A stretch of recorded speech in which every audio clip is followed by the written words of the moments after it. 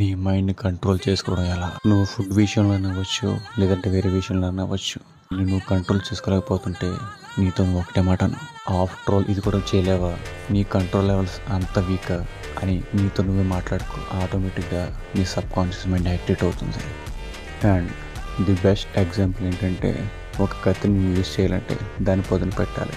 అలాగే మైండ్ నువ్వు కంట్రోల్ చేయాలంటే దానికి తగ్గ బ్రీతింగ్ ఎక్సర్సైజ్ కానీ, దానికి తగ్గ న్యూట్రిషన్ ఫుడ్ కూడా తీసుకోవాలి. పొదన పెడితేనే కత్తి బాగా తెగుతుంది. ఈ బ్రెయిన్కి కూడా న్యూట్రిషన్ విషయంలో కానీ, లేదంటే బ్రీతింగ్ ఎక్సర్సైజ్లు కానీ నువ్వు ఫోకస్ పెడితేనే నీ మైండ్ నీ మాట ఉంటుంది. ఫుడ్ విషయంలో వచ్చేసరికి జంక్ ఫుడ్స్ నీ మైండ్కి ఎంత డేంజరస్.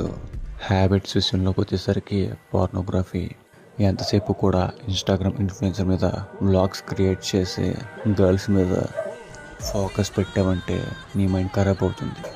నీ మైండ్ కానీ, నీ థాట్స్ని కానీ, నీ బాడీని కానీ నీ కంట్రోల్లో పెట్టుకోనంటే నా పేజ్ని ఫాలో చేయమామా.